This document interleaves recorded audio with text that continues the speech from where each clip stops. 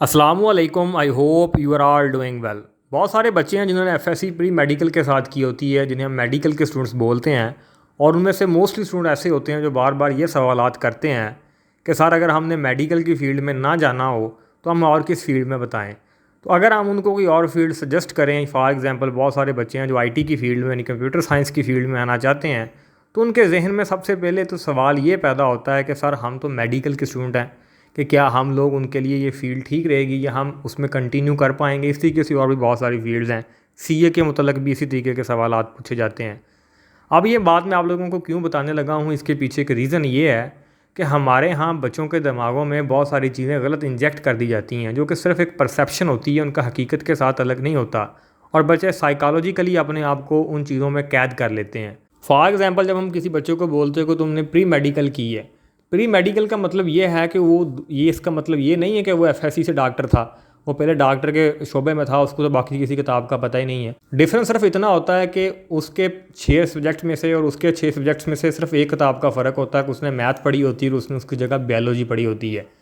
एक इस सब्जेक्ट की वजह से हम पूरे बच्चे को ये साइकोलॉजिकली डाउन कर देते हैं, या बच्चा शायद खुद ही साइकोलॉजिकली डाउन हो जाता है अपने सराउंडिंग से सुनकर के मैं तो मेडिकल का स्टूडेंट हूँ।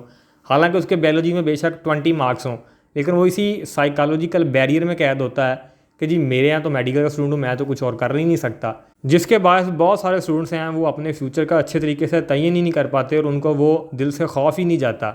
अगर वो किसी और फील्ड में चली भी जाएँ तन भी उनके दिमाग में यही रहता है कि हम तो मेडिकल के स्टूडेंट हैं। तो ये बात मैं आप लोगों को बताना ये चाह रहा हूँ कि आप में और जो मैथ वाले स्टूडेंट हैं, जस्ट एक सब्जेक्ट का फ़र्क होता है। और यूनिवर्सिटीज़ में जो प्रोग्राम आप लोगों को मेडिकल के प्रोग्राम के अलावा जो बाकी प्रोग्राम आप लोगों को ऑफ़र किए जाते हैं, चाहे वो कंप्यूटर साइंस की हो चाहे कोई भी फील्ड हो, वो इस वजह से ऑफ़र किए जाते हैं कि उनमें से बहुत सारे बच्चे जाके करते हैं और वो कर सकते हैं, इसी वजह से तो ऑफ़र हो रहे हैं। अगर वो कर ना सकें तो फिर क्यों उनको ऑफ़र किया जाए। तो ये वजह यही होती है कि आप लोग कर सकते हो, लेकिन मोस्टली बच्चे चूँकि साइकोलॉजिकली इस चीज़ों का शिकार होते हैं। अब जो फर्स्ट ईयर की मैथमेटिक्स है वो तमाम की तमाम मैथमेटिक्स आपने उसमें से बहुत सारे चैप्टर्स ऑलरेडी पिछली क्लासों में पढ़े होते हैं 9th-10th में। उसमें इतनी कोई ऐसा डिफरेंस नहीं आता कि आपने 11वीं क्लास की जो मैथमेटिक्स उसमें बिल्कुल कोई नई चीज़ें पढ़ते हैं। उसके बाद एक बाइनोमियल थ्योरम आ जाता है, उसके अलावा बाकी चीज़ें सारी सेम ही चलती हैं। उसके बाद सेकंड ईयर में चीज़ें नहीं आती हैं, जैसे कि जो सबसे ज़्यादा चीज़ नहीं आती है वो इंटीग्रेशन और डेरिवेटिव होते हैं। मैं आप लोगों को ये बात कह सकता हूँ यकीन के साथ, अगर आप लोगों ने फर्स्ट ईयर की मैथ नहीं भी पढ़ी, आप बायोलॉजी के स्टूडेंट हैं, मैट्रिक में मैथ पढ़ा था, और अगर आप डेरिवेटिव और इंटीग्रेशन जितनी कि एफएससी लेवल तक 2 चैप्टर हैं, दूसरा और तीसरा, वो अगर आप देखना चाहें गौर से बैठकर और उसको समझना चाहें, आपके लिए 2 महीने काफ़ी हैं। 2 महीने यूट्यूब पे बैठकर आप उनको अच्छे तरीके से मतलब पढ़ सकते हैं, समझ सकते हैं। और ये कोई इतनी बड़ी रॉकेट साइंस है नहीं। जो बच्चे मैथमेटिक्स में पढ़ते हैं एफएससी में मैथ को, वो भी 2-3 महीने आ जाके मैक्सिमम उनको टाइम दे पाते हैं इन 2 चैप्टर्स को, और वो भी 2 महीनों में कर पाते हैं। सिर्फ बात होती है जहन की। तो डेरिवेटिव और इंटीग्रेशन करने के लिए मैक्सिमम है 2 महीने, बहुत ज़्यादा टाइम बोला है, बच्चे इसको 1 महीने में भी कर सकते हैं। तो इन शॉर्ट ये तो एक एज होना चाहिए मेडिकल स्टूडेंट्स के पास कि वो उसने तो बायोलॉजी भी पढ़ी है और वो मैथ्स जितनी उसने छोड़ी है, जो उसने स्किप किया है, वो तो उसको 2-3 महीने में कवर कर सकता है। चलिए, अगर आप कवर ना भी करें तो आप यूनिवर्सिटीज़ में जो आपको बेसिक्स मैथमेटिक्स के साथ कोर्स लगवाया जाता है उसमें ही जाकर अगर आप फोकस कर लें, देन भी आप लोगों की वो कमी दूर हो जाएगी।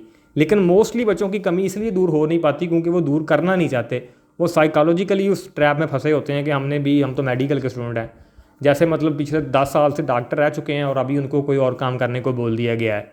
तो मतलब ये जो परसेप्शन है, इसकी वजह से बहुत सारे बच्चे मैं देखता हूँ कि उनके अंदर वो कॉन्फिडेंस ही नहीं आ पाता जो आना चाहिए, और वो भी वो काम कर सकते हैं। मैं ऐसे बहुत सारे स्टूडेंट्स की आपको एग्जांपल दे सकता हूँ और मैं ऐसे बहुत सारे बच्चों को जानता हूँ।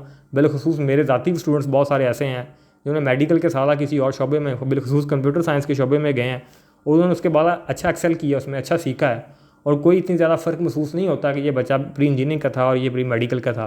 तो लिहाजा ये जो आपने प्री मेडिकल का बाजा बजाना शुरू किया है, इससे थोड़ा काम करें। 14 अगस्त गुजर चुकी है और अपना फोकस करें आप लोग कि आप लोगों ने मेहनत करनी है। मेहनत हर चीज़ का हल होता है। मैं ऐसे आप लोगों को बहुत सारे बच्चे अभी देखने को मिलेंगे जिनकी डिफरेंट सब्जेक्ट्स में डिग्रीज होंगी, केमिस्ट्री में होंगी, फिजिक्स में होंगी, या और तरह की इस तरीके से वो फ्रीलांसिंग कर रहे होंगे। तो जो मेन रीज़न है पीछे वो यही है कि उन लोगों के सर के ऊपर जब आप पड़ी तो उनको कुछ करना पड़ा, उन्होंने मेहनत की और उनको अल्लाह पाक ने कामयाबी दी।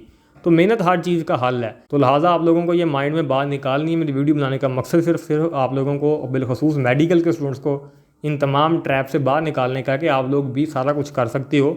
सिर्फ दिल बांधने की बात है, कोई इतनी बड़ी बात नहीं है कि आप लोगों ने अब मेडिकल पढ़ ली है तो अब आपको और बात सारे दरवाजे आप लोगों के लिए बंद है।